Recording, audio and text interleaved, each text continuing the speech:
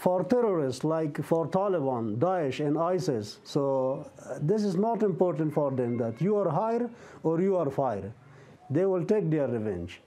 So they will kill us, they will cut our heads because of my past background, because of my past service with British.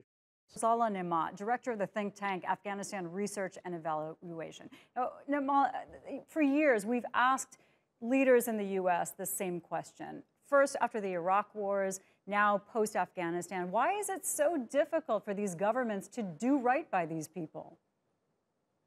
Well, this is a question to be asked really from the countries themselves. I think the NATO and all of the NATO member states and the United States, all of them have a huge responsibility towards Afghanistan and towards particularly people who have worked for them. There are thousands of Afghans, Afghan men, and even in instances women who have collaborated and worked with the military forces on the ground, and they deserve to be protected and to be supported.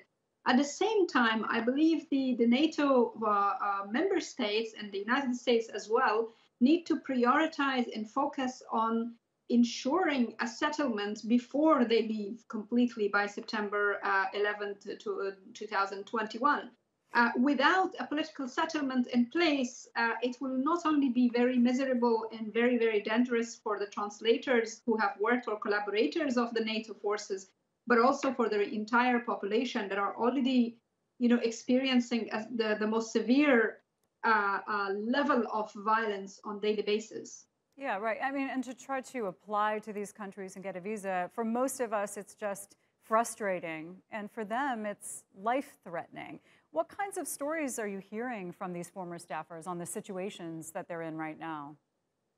Well, unfortunately, this is a period of even further difficulties. One, accessing embassies is impossible. Most of the embassies in Afghanistan do not operate, of the NATO member states, to be very specific. US embassy, which operated until I knew just before COVID situation.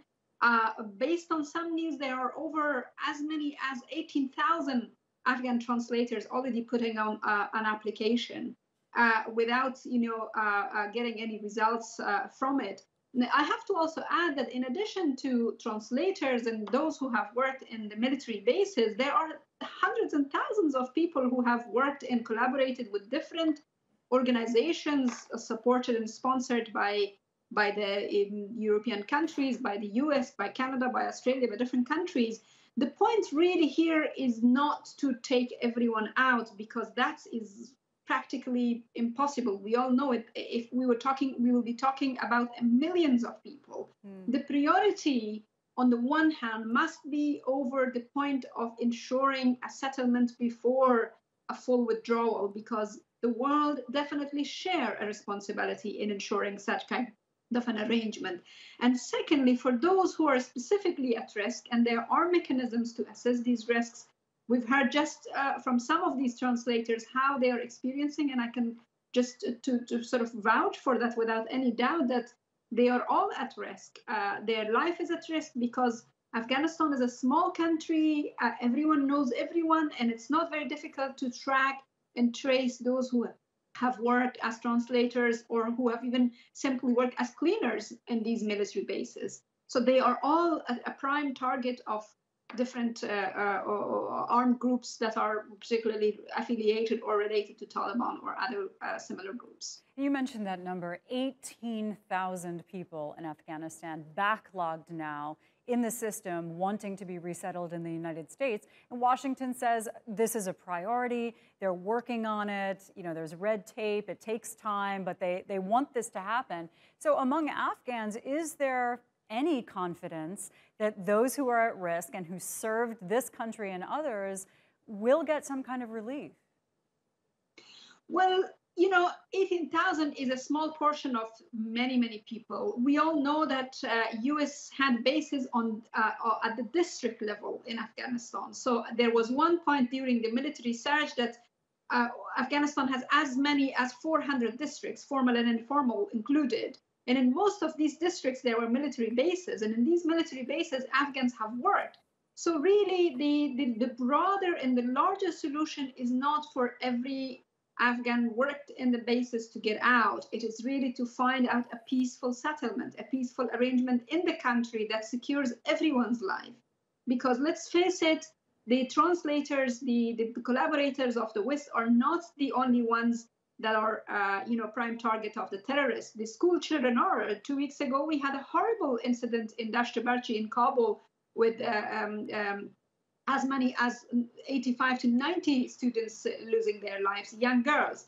The other, earlier than that, we had an incident similarly in Logar province where 23 young Afghan men from one district were targeted in that attack. So violence is unprecedented in the comparison with the last 20 years. There is a huge responsibility towards NATO and other allies of NATO to really ensure a settlement, but at the same time, working with the people.